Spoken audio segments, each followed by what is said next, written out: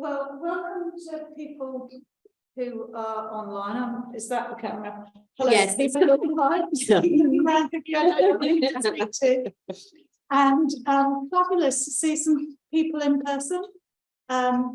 Even better. And it's with very great pleasure I invite a friend and colleague, best trial manager in the country, to come and speak about this really important trial of the KiVa anti-bullying programme. And without any further fuss, over to you, Rachel. Thank you very much, Tamsin. So yeah, thank you ever so much for taking the time to come today and online. I am going to very occasionally just glare at you, so please don't be off put by that when I remember you're there. I am dreadful when I'm presenting online for any questions that come up. So if people spot that someone's got their hand up or something, please do interrupt me. And in the room as well, interrupt me whenever you feel like it, really. So I'm Rachel Hayes. I'm a senior researcher at the University of Exeter. And I've come to talk to you about a trial that I was involved in as a collaborator site. So the main trial was led from Bangor University. I'll tell you a little bit more about it as we go along. And there's the obligatory list of thousands of people who've been involved in this.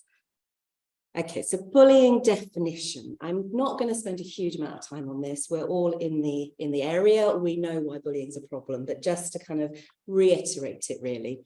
So for us, it's really important that we think about what we mean by bullying, because the word, especially with young people and parents, it can be used in a way that we don't think is actually that appropriate, or it's more about interpersonal difficulties as opposed to bullying. So when we talk about bullying, and in this trial particularly, we make a big song and dance and fuss about making sure that everyone understands what we mean. We mean a systematic, repeated aggression against a person who finds it difficult to defend him or herself against the perpetrator. It is different from conflicts or fights between two children who are of equal status. Now, that's quite a difficult, challenging concept for young people to understand what we mean by that. You've fallen out with your friend in the playground, you've come back and they're not talking to you anymore. It is very much about, there has to be that differential power there for us to regard it as bullying. It can take numerous forms. So it's often verbal abuse, the stereotypical TV show is of a gang of boys around another boy beating them up. You know, that is one form, but there are lots of more subtle forms which have just as much impact as well. So they can be exclusion from things, not being spoken to, you know, deliberately talking about something that's happening in front of someone who's not there, and the people are doing it for the effect it's having, as opposed to they're just having a chat. Why does it matter? So I wouldn't be at all surprised if probably more than one of you in this room has experienced it as a young person. Why do we care? Is it just something kids do? Do we just need to get them to be a bit more resilient and grow up a bit more? No, would be my answer to that, because we do know that children who have experienced bullying are far more likely to experience anxiety and depression, and that there are much greater risk of mental health issues as they reach adulthood and adolescence as well. We know this is having a lifelong, potentially having a lifelong impact on someone's mental well-being. We also know that victims of bullying are more likely to use mental health services both in childhood and adolescence. They are the children that are more likely to come to our attention, who are going to use more resource in terms of the time that they need, the support that they need, both from an NHS in a healthcare setting, but also within the school as well, so that the time that teachers are having to spend is often quite tied up into these kind of difficulties and these challenges that young people are facing. We know that being bullied has a strong link to school refusal or absenteeism. So young people, not really very surprisingly, who are not happy in school or are not enjoying it in school and are being bullied in school, are likely to be the ones that are saying, I don't want to go to school, I'm not going to school. And that obviously then has knock-on effects for their educational attainment. And we also know that educational attainment has very strong links to future job success, to future employment, to future money, to well-being that can affect somebody throughout the rest of their life. And what do we do? We know that universal whole school interventions are far more effective than trying to target individual groups of children. We know that having an approach that goes across the whole school is much more likely to reduce your overall levels of bullying that you see within the school. So I'm going to be talking about KiVa. I'm going to give you a little bit of an introduction as to what KiVa is, and then I'm going to tell you about the trial that we've recently completed. Full disclosure here, though, Our results, whilst they're in, we're still analysing them. So I'm afraid I can't tell you what we found, which I know is really frustrating, that you kind of go all the way through a talk and you go, oh. But we are hoping that within the summer we'll actually be reporting on this trial. So hopefully I'll whet your appetite enough that you might look out for the results when they come. So why KiVa? Why did we think this was a good idea? So KiVa is a programme that came from Finland, and it came from the government working in collaboration with academics over there and with clinicians, and they really wanted to tackle bullying on a national level. So the reason this was felt to be a priority for them is not just because of all the research that we've just talked about, how it's important for longer term mental health, but also because the Finnish government had said, right, we want to do something about this. And what they've done is they've said, every school must have a mandatory anti-bullying policy. So every school must embed this into their practice, and it's really important. We want you to have it documented, what you're doing. So they did that. And then 10 years later, they saw absolutely no difference in bullying rates. So this, you're going to have a protocol, was not an effective way of reducing bullying. So what they then did is that they worked with universities to find a programme that was backed by evidence that could actually find ways of changing behaviour. So KiVa was chosen, the term KiVa was chosen, it's one of those serendipitous things that is great really, because the term KiVa means nice in Finnish, but also, and I have no idea what they are, but the anti-bullying terms in Finnish also start with a KI and a VA. So it was like this wonderful mix together that anti-bullying is also a way of talking about being nice. So it was developed in the early 2000s. And since 2010, the Finnish government has been rolling this out across all of their primary schools. So 90% of primary schools are now fully signed up to it, and it's part of their health and wellbeing curriculum. So what is it? Why? What have they done? What's different about it? Is it just, please don't do that? What did they do? So one of the things that they really looked at is they incorporated social study a lot, and they looked at the different roles and the different perspectives that all of the children have within a bullying incident. So it is not just the bullied, the victim child, and the people who are perpetrating that. There are so many more participants in the bullying that they're not even aware. So there's this little picture here. So you've got the more obvious ones. You've got your target and you've got your bully. You've then got your reinforcers who might be going, yeah, it's great, it's great. Somebody who's helping the bullies in some ways by checking that there's no teachers coming. And then you've just got this other group of people who are just on the outside, the outsiders. And what we know from social psychology is they actually have far more influence and far more power than they think they do. They think they're completely powerless, but they are the ones that can actually really change a situation. So with KiVa, we're not trying to change the victims necessarily. We're not putting blame on, you need to be more resilient, you need to walk away, you need to go and tell a teacher.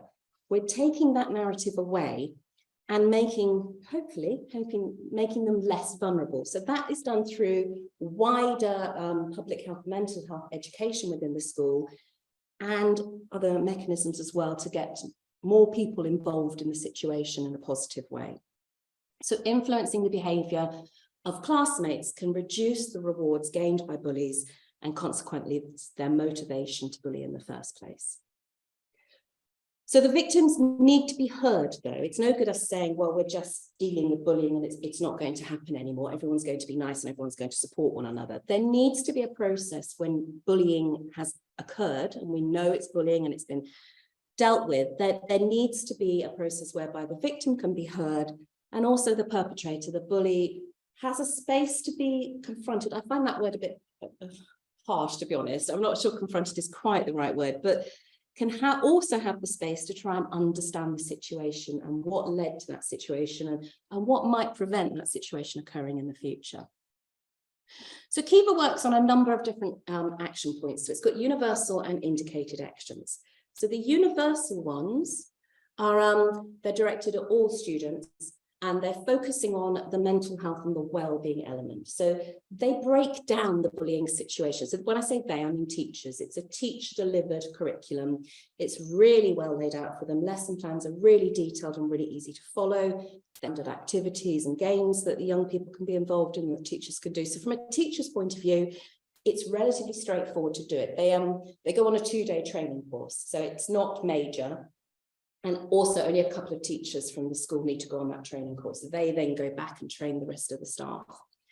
So it revolves around a 45-minute classroom lesson every fortnight that can be adapted. So you could do a day's once a term or something, or you could do an hour and a half every month. So, it doesn't have to be exactly 45 minutes each fortnight. So there's a little bit of room for adaptation there. And that is delivered to all Key Stage 2 Key Stage 2 children. There is an earlier version. So Key Stage 2 is for children who are 7 and above in primary school. So we're looking at between 7 and 11 age group here. As I say, they follow a standard curriculum, and then there's other elements to it as well. So there's online games that young people can engage with, which they really like. They can do that at home as well if they want to. They're given sort of logins for that. There's also a very strong commitment and coordination from the school level. So when I talked about in Finland, there being 90% of schools being KiVa, that isn't just, we've been on the training and, we've got the manual over there somewhere. That is very much a commitment. They are encouraged to actively brand themselves as a KiVa school. You'll see it on their websites, We Are KiVa. They've got posters everywhere. They have lanyards, which sound horrendous, but they have these wonderful things that they wear, vests that they wear in the playground. So there are certain KiVa responsible individuals who every child knows at break time, that's the person who's in charge if I need to go and speak to them. So it's very much around, they have whole school assemblies, even for the younger children, and they invite parents along too. They're signalling they're a KiVa school, so physical vests, posters. And the online survey, this is an important part of the implementation and part of the intervention, is around schools on a school-based level, understanding the needs that they have within their school. So it can be quite a surprise to many teachers how much children are reporting that they are being bullied. So what they do with that is that they have at the beginning of the academic year and then at the end, they have a specific online questionnaire that they ask all of their children. They encourage the school to ask all of their children to take part in that. And it will ask very direct questions such as, have you been a victim of bullying in the last 4 weeks or whatever it is? And KiVa encourages schools to this data and to then compare it a year later and to see what change they've got, to see if there's any impact in that. So that's very much built into it. They also, in an anonymised way, have metrics where they can compare their school with similar schools to see what their bullying rates are like comparatively to other schools. So it's very much, it's a try and a do process. It's not off you go on your training and that's the end of that. So here's just a couple of cute pictures of children doing things in a classroom. The picture on the right with the adults, this is how teachers are actually trained. So they're trained in groups, but you have up to 2 teachers from each school will go through to a training, it's 2 days training, and then they are tasked to go back and train every member of staff in the school. And it is every member. This is admin staff, this is caretakers, cleaners. Anyone who is a responsible adult in that school setting should be given some training along what KiVa means, what we're signing up to effectively. And then the Key Stage 2 teachers, the classroom teachers, will have a little bit more of extra training because they're the ones actually delivering the classes. And there's set manuals that they use for that. So what you can see in this picture here is this will be a mixture of schools, and that's a really important component too. Is it's not just going in and dealing with one school at a time. Teachers are encouraged to make these connections with other schools locally to enable them to, to help and to think about how best can we use this in our school and to share best practice really. So that's a little example there. They also have, as I say, I don't know what that says, but they also have a parents' guide and a website for parents, and they do encourage schools to have launch events where they'll invite parents in and they'll say, this is how we're doing things differently now, and this is what it's going to look like, and this is what you can expect from us, and this is what we expect from you. And then the indicated actions. So these are the things that happen if an incident of bullying has been confirmed. So they're targeted rather than the whole school, they're targeted to specifically at those involved in bullying as either perpetrators or victims. As well as sort of on the outside, other members of the class are also brought in, but not in that initial what's happened, let's debrief on what's going on. So there will be individual discussions between the victim and the bullying child, the bullied child even. No, the bullying child, that is right.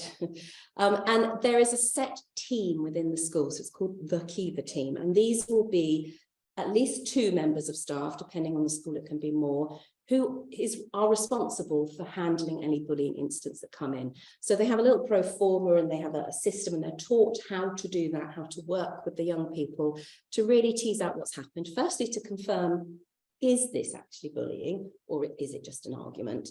And they will have a process that they go through. And then they will also encourage the class teacher, so this goes back into the classroom again, to utilise some pro-social but high status peers to help with them. So a lot of the time they can be thinking, right, it'd be really great if you know, so-and-so's having a bit of a problem in the playground. We really need your help to make sure that they feel safe and secure.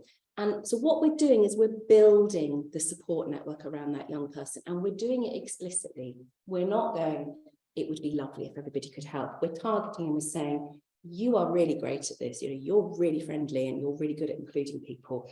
Can you help Joe Bloggs? So that is very much built into, that's the action plan. So they're helping to make victims feel more supported and to feel better. And they're also setting the standards that other children should be following. So they are rewarding those pro-social behaviours. They're encouraging young people to reward other people's pro-social behaviours too. And hopefully protecting the victimised child from any further attacks. So does it work in Finland? So what we can see in this graph is from 2009 down to 2015, this is what the young people were reporting. So on the left-hand side, we've got, I have been bullied. So this is the incidence of young people reporting that they had been bullied. And on the right-hand side, we've got the incidence of children reporting that they have bullied. It always amazes me how, I'm not sure how completely honest they are, but it always amazes me that there are always kids that will secretly say, yes, actually, I know I haven't been very nice. But we can see a nice decline in that. So that was enough for Finland to say, yep, this is what we want to do. This is the programme we're going with. And we now have on the proportion of cases handled within schools. So currently schools are reporting in Finland that they've got 80%, they don't deal with bullying anymore. Just under 20% have got a decrease, and a small couple have just said that they're not really seeing any difference. So we wanted to see if it worked in England, basically. So I've just given you a whistle-stop tour of what it is, but I think it's far more impactful to actually hear it from the young people. Now, these are English, so they're Welsh children. Before we did the big randomised controlled trial, which I'm going to be talking about, there were a couple of feasibility studies done within Wales. So there's quite a few KiVa schools in Wales already, actually. And so this is some of the recordings that were done from there, but I'll let you listen to them. You've all got in front of you, you've got a hat in front of you. And we're going to think of good things and positive things to say about other people.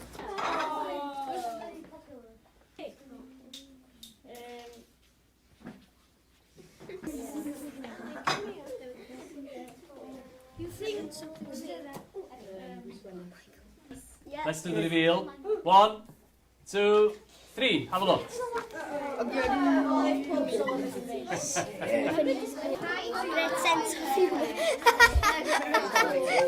Kind and class. Does it make you feel happy? Yeah. Was it what you expected, or was it different? Different. Oh, so now you see how your friends perceive you. Yeah. And does it make you feel good? Yeah. You might be familiar with the roles that we've recognised in a bullying context. Let's remind ourselves, what are they? Bully, victim, defender, violent prover, assistant, reinforcer. The reinforcer. Which group up here do we need more people in, so we're not giving all that power to the bully?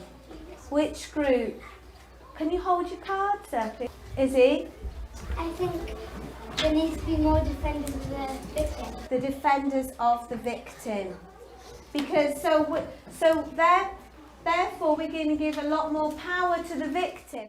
I believe that KiVa teaches us to recognise the different sort of bullying and how to come across them and defeat the situation and help the victims to get over the bullying, and just notice the different sort of bullying, such as cyberbullying, physical and mental, and etc., and just truly help us realise how bullying happens and how to solve it. I like about the lessons, we can do games and watch clips and do things, like doing things. And also I like the fact we can go through bullying and the different scenes, and we can act the scenes, and I like that because it makes bullying more straightforward and not complicated. KiVa is extremely important, and that's because you might think it's just one little system that won't change a thing, but that if you would think that, then you think wrong, because there are probably a lot of schools where a lot of bullying happens, and if they if they do just happen to accept the fact that KiVa would help them and use KiVa in their school, which is an anti-bullying system, that would make the school a much happier and peacefuler place, and it would make it a much nicer environment to be around. So sadly for us, that little lad wasn't enough to convince the government to roll it out across, which you know. So what did we do? We're like, okay, let's see what we get with a fully powered randomized control. Oh no, I knew I'd do that again. You don't want to listen to that again. Here we go. So the Stand Together trial was born.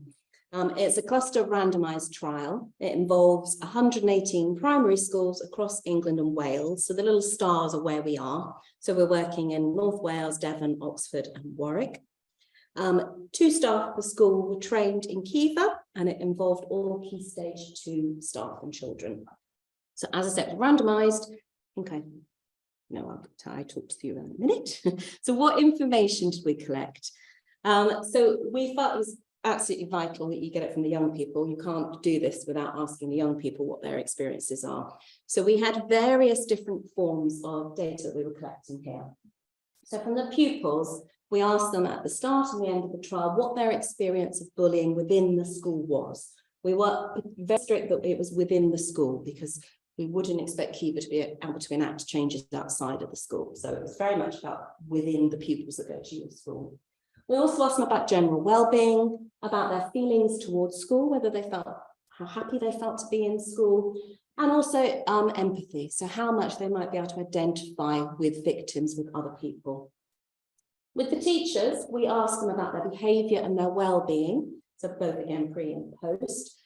We used the SDQ, so I expect most of you are familiar with that, but we were also interested in teachers' experiences as well, because potentially asking them to deliver a whole new curriculum could be quite stress-inducing. They might actually find, we might do a wonderful job with bullying, but we might find we've stressed all the teachers out. So we thought it was really important to understand what was happening for them. So we asked them some questions about burnout, about their own mental well-being, and also about their confidence with dealing with bullying. So how do they feel that they can cope with it? Are they happy with that? And we had some school level information, so some basic demographics about the school, about the children who attended. And we also asked the school to indicate how frequently they were dealing with bullying. So how many times were parents coming in to see the head teacher, coming in to see the class teacher? What was their absenteeism like? Did they have children that were persistently not there? Was there any change in that? And then parents. So at the end of the trial, we've asked them about service use. So we've asked them about their contacts with NHS services, with any counselling or mental health support services. We've asked them about any contacts they had with the school. So what perhaps was an informal contact to the school that wasn't recorded down might have been quite impactful for that parent. And we asked them about any time off work. So we were also interested in presenteeism as well, not just the actual healthcare cost, but the associated costs of having to deal with these kind of situations for their children. And then to assess fidelity, so thinking about, is it done well? Do we know that it was actually delivered as appropriate? So we have various ways to assess fidelity. We had a KiVa coordinated checklist. So we were asking the teachers to confirm which components and which elements they'd filled out. We were asking about the dealing with bullying. So for the KiVa schools, they had a particular form that they were having to fill out because that was part of the intervention. We didn't have something like that for the control schools because the form itself was quite leading in terms of what you might want to do. So we were relying on more globals of how much bullying time do you think takes up for you. We had a checklist for the wider school activities. So the way that the teachers were trained is we had a trained trainer who came in and did that. And part of their role for the following year was also to go back and support the KiVa schools. So our trainer was going into schools quite frequently and we were asking them to just check, are the posters up? Are they doing this? Are they really on module 2? That kind of thing. And we also had a sample of lessons observed by our researchers. So they went in and sat down and they looked at engagement within the classroom as well. So not just the content of the lesson, but how it was being received by the young people. We also did some qualitative interviews. So we interviewed school staff and parents, and we did some focus groups with the young people as well. And there were some qualitative notes from the researchers when they were doing lesson observations. So just that kind of sense of nobody really was listening, or, oh God, they were so engaged and they were loving it, that kind of thing. So this is our consort. So pretty standard consort. Start off with 118 schools. We went in, so January, we started recruiting the schools. We went in January and sort of springtime to collect baseline measures. Once we got baseline measures, we randomised half to KiVa, half to control. For those that were KiVa, you can see here that in June, so the year before they were actually implementing, in June, the 2 staff were trained. They went back to the schools and then they trained the remaining staff. September, the KiVa lessons began. And then in September to June, they were doing the KiVa lessons. And then in June, we went back to collect our follow-up measures. Everything's looking perfectly great and wonderful. And, pretty standard stuff as you go. If I tell you what year we were planning to do this, you might realise we didn't quite go in the way we'd hoped. So we got to halfway through March 2020 when we had half of our baselines completed.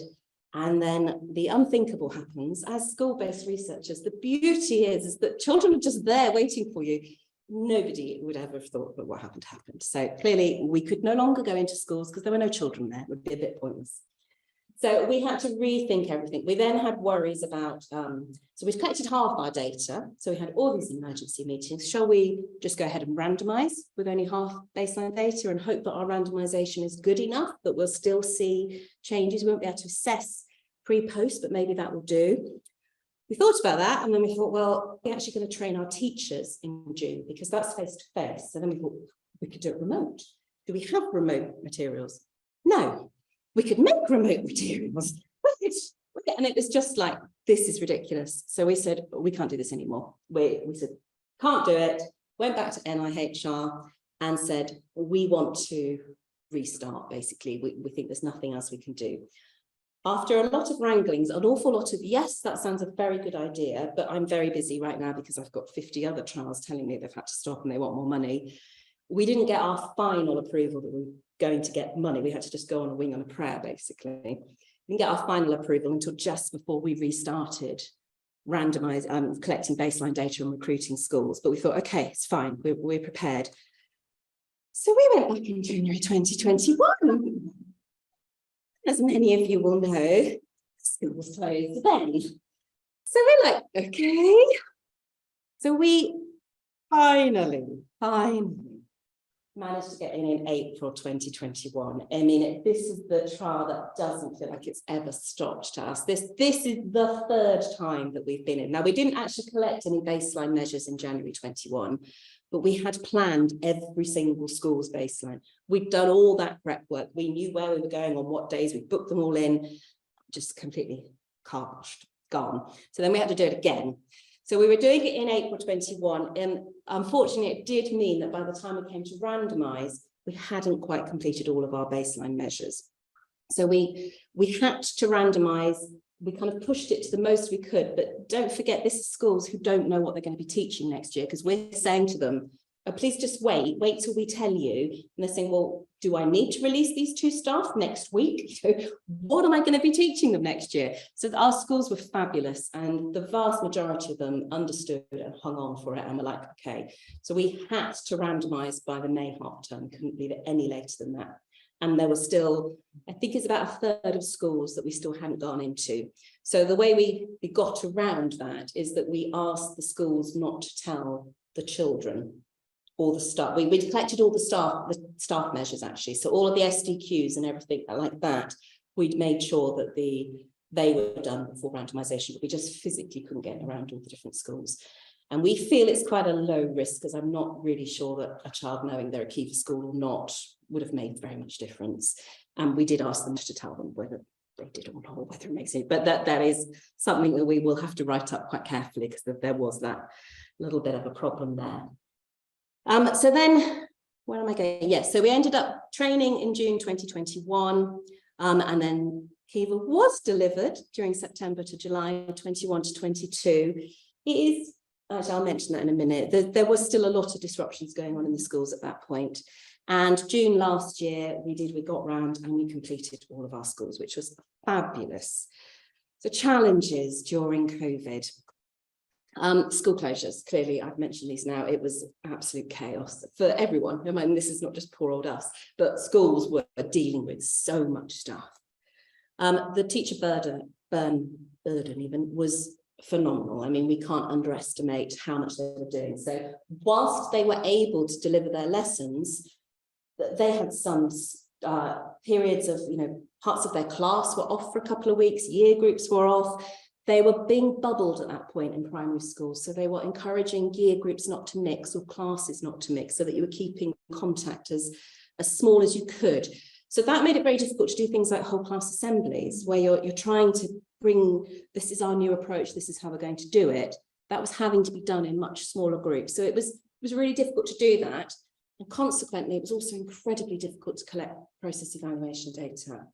We were lucky if we were getting them to deliver the lessons, never mind ticking how many they'd done afterwards. So we did have to adapt our gold standard plan to make it a bit more silver. So we're like, rather than doing it after every lesson at the end of the term, can you just tell us how many lessons you've done? Which, was kind of all we wanted really, but we thought we'd get more accurate data if we did it every time. There was also difficulty, I've moved on, but difficulty collecting process evaluation data from the researchers' point of view as well. So we were trying to go in and observe lessons and talk to teachers and talk to young people. And, we had to think very carefully about the researchers' risk themselves of going around schools, and also to the schools themselves of having unknown people that they didn't need in. So we did have challenges getting schools to agree to the process evaluation. We did get them, but there were a few that said, no, not now, there's just too much going on. We tried new different data collection methods as well. So if you remember, I said that we made sure all of the SDQs were collected before randomisation. Previously, we'd been doing SDQs on paper, and we'd be physically taking them to the schools and saying, can you fill these out whilst we're here? So yeah, so they were physically filling them out, and we'd take them away with us, which is brilliant, because you've got them, there's not much data loss, wonderful. We needed a quicker way of doing it, and we didn't have the time to be able to drive around all the different schools. It would have taken far too long. So we very quickly, our clinical trials unit adapted and were very agile during this trial. They put everything online, and we got the teachers to do the SDQs online instead. So there was lots of change and lots of flux going on. The school's engagement, I actually think we did amazingly well, and I'm going to show you our follow-up figures in a minute, which I'm really proud of, because given all of this, it's amazing that any of the schools stuck with us. It really is. So within Devon, and I think another site had one school, so across the whole trial, we had 2 schools who didn't drop out of the study, but dropped out of the KiVa lessons and said, we just can't do the KiVa lessons. So we're like, that's fine, please stay with us. And they did. So I was gobsmacked by the fact that so many of them carried on with us. So I mentioned that when the school dropped out. So what we've got here is, so we had across the whole trial, number of potentially eligible pupils was 12,900. It was an opt-out, so we asked parents to say they didn't want their child involved. Parents couldn't opt out of the KiVa lessons because that's a school decision as to what they teach. but they could opt out of the data collection. So we ended up with 97.5. I've given this slide before, and I've only just remembered now that there's a mistake in it. And it was at this point last time I went, doesn't make sense. So yeah, I think you can ignore the third box. So we recruited 97.5 of the eligible ones. We collected baseline outcomes from 94.4%, which again is great. And then 12 months later, we've got primary outcome collection of 93.1%. I think it's bloody amazing. Yeah, absolutely. So I think the trial had some really, really good researchers on it, and they worked really hard. It is, and you'll see I've got a little highlight there. It's worth, did I mention? No, I didn't. I can go back. So we did have, so one of the things that we were a bit concerned about is the questions we're asking, they're harsh. They are harsh questions. We ask over and over again in very slightly different ways. Since it was been 2 months, so we'd say something like, since Christmas, have you been bullied at this school? Since Christmas, has anyone hit you? Since Christmas, has anyone punched you? Since Christmas, they were really hard-hitting questions. And we felt quite concerned about the ethical implications of that. So we made it very clear that young people, they didn't have to take part. At any point they could stop, and some of them did, but at any point they could stop. But we also felt we wanted to give them the option of not answering certain questions. And we were collecting this data on tablets. So it was electronic tablets that they all had one each. So there was no way for them to say, I just don't want to answer that by not putting a cross. They couldn't move on to the next question until they'd answered it. So we added in a question which said, prefer not to say. And that's not, I don't know, it's not, I don't know, can't remember. Those kind of options were there too, but it was, I don't want to tell you. So when we looked at our baseline data, and we've got similar with the follow-up as well, actually, we found that quite a lot of them had chosen for the really hard-hitting question of, have you been a victim of bullying? Have you perpetrated bullying? More than we wanted were selecting prefer not to say. So there is a slight concern that actually we might have dropped our power a little bit, and that's something we need to think about when the results come out too. So it's interesting to think about the impact of that. And I'm going to tell you briefly a little story about I didn't do much data collection, but I was helping out for one day, and I went in and I was just stood at the back, sort of just managing things. The researcher was actually running the session. And about halfway through, this little boy put his hand up. And I said, "You're right." He said, "I don't want to do it anymore." And I said, "That's fine." Took his tablet away, and he just sat there. And then at the end, he called me over. I said, "Oh." He said, this child sitting about this far away from him, he said, "Do you see that boy there?" And I said, "Yeah." He said, "I was horrible to him last year. I hated him." And this little grinning boy sitting there smiling, he said, "I was really nasty to him, but now we're best mates, aren't we?" And he's going, yeah, now we're best mates." And he said, I stopped because it made me feel so sad about the way I treated him. And it broke my heart, but also lifted my heart too, because it was this real recognition of the impact that he'd had. And that was one of the reasons he couldn't carry on.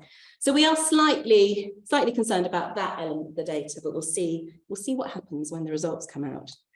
So as I mentioned to you earlier, I can't tell you a huge amount about what we found, but I can give you a little bit of the process evaluation. So this is still very early days and it's still being analysed. So this is not your definitive, this is what we found, but this is the kind of information, the kind of things teachers were saying to us, both in interviews and focus groups, but also just in casual conversations with us when we'd go in. So this is the kind of thing you like to see. They said, yeah, they loved the clear structure. They found the materials easy to use, so the lesson plans. They thought they could be delivered by any teachers. So particularly, they were saying, yeah, even newly qualified teachers could come in, pick up this book and sort of do it word by word as to what they were meant to do. They did say it fitted well with the curriculum. We estimate that about 50% of the curriculum maps onto the personal and social curriculum that's in England, and the same in Wales too. But there is 50% that's extra. So they were saying, yes, it fits well, but sometimes it takes a bit longer. It takes a bit longer than 45 minutes. They did say that the issues came alive in the classroom. So children really enjoyed talking about it, and they enjoyed that space that they were given to think about these things. Kids loved the lessons. But another point they made is that it was harder to teach the older children. So the KiVa manual is separated into 2 modules. So module 1 is for years 3 and 4, and module 2 is for years 4, 5 and 6. And we were working, because we were crossing an academic year, with the oldest age group we worked with were year 5 at baseline, but then they were year 6 the following year. So they weren't being given the lessons until they were in year 6. And some teachers said we had to start halfway through module 2, and there was so much of stuff that we hadn't already covered. It was much harder to find ways to cover everything that the older children needed. So this is a little quote from a teacher. So sometimes the lessons just take a little bit longer. One lesson was rephrasing to not put blame on. So it was, rather than going up to someone and say, they took that ball, is a bit different, but you know, they're being unkind because they're saying that I can't do it. It's more rewording to that. I'm feeling sad because I'm being told I can't do it. And then I know I can. So it's that kind of shift in language. I was like, that could be really powerful, but that's not going to take 5 minutes of a lesson. So teachers were recognizing and were able to pick out the bits that they felt were the most salient, but they just needed a bit longer to do it. So the interviews and the focus groups, so the whole school approach was being enacted. This is from the researchers, what researchers are observing really. Children were talking about KiVa in the playground. Our trainer came back very excitedly and said she'd been to a school, and they said she could hear the children saying, "You're not being KiVa, that's not KiVa behaviour." And you know, they were definitely taking it on board. That it was really helpful for the school to have a shared understanding of bullying and the language that we use around bullying, and that it's okay to talk about it and it's okay to express your needs as well, but in a helpful, constructive way.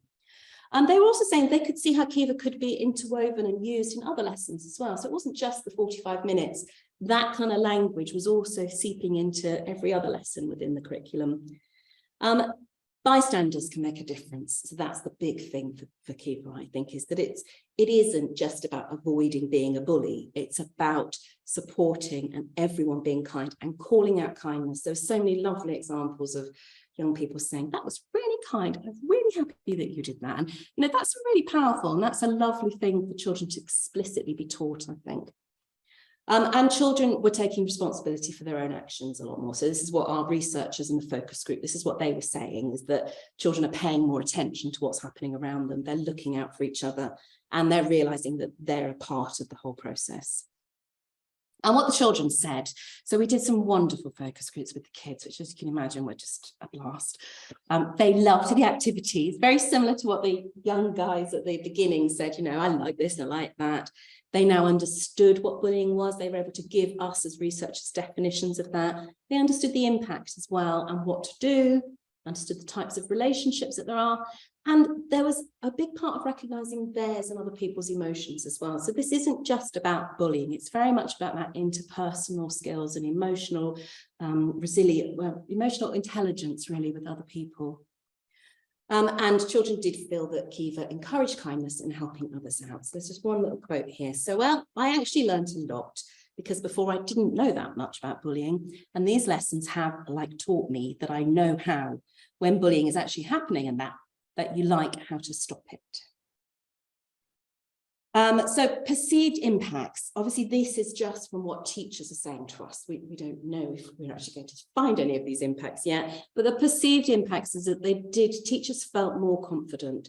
They felt there was a confidence in staff and in the children as well to be able to handle bullying.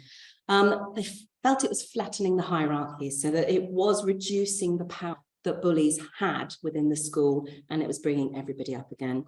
The teachers found it useful. It gave them the language that perhaps they didn't have before. It gave them ideas and things to try out. And they really liked the fact that it was that reflecting on situations rather than always just reacting when something is happening. It's proactive. It's trying to change behaviour before it's happened rather than responding to it afterwards. And I do believe that is it, because I was just going to say the rest of it we'll hopefully be able to report back in the summer, where we'll actually be able to look at the results and find out what the children actually said about their own experiences. So that's it for me. So any questions? Brilliant, thank you. Do you want to stop sharing and then we can see if there are any questions on? online. So, and let's see, first of all, if anybody in the room, Bam. Thanks for that. That was great. I have a question surrounding the Finnish data. So you reported the changes in bullying from the bullies and the perpetrators. Yeah. Of victims. What about long term? Do they follow? Because I guess they've been doing this for many years. They have. So they have followed it up. I don't know the most recent data, but they were following it up for a number of years afterwards. And there was a big program to actually implement it in all the schools too. And also part of the KiVa program is about annual reporting. So they still encourage schools to take part in their online survey every year. So that data is there and it is showing a consistent reduction. It's not getting rid of it completely, but we are seeing a much greater reduction in those rates. And what about the effects? Because I think you had reported or described that bullying was associated with mental health issues in the long term. Do you see, are they tracking this? I don't know that. Actually, it'd be really interesting if they were, wouldn't it? I don't know if they've gone that far actually to see any wider spread there, but that would definitely be very interesting. I don't think Finland's got a sort of systematic set of surveys of national mental health, but it would be really interesting. If you're interested in the long-term outcomes of bullying, Louise Arsenault about 4 or 5 years ago wrote a really fabulous research review for JCPP, and anyone who's interested in the area, you know, she is the expert, and there's no doubt that actually bullying is probably our national public health problem. There are links into adult anxiety, adult depression, eating disorders, self-harm, suicide, and you know, it is fixable in a way that, you know, I think helps both people who are bullied, but also the bullies who, from Dieter Volker's work and other people's work, the people who bully don't do terribly well in adulthood either.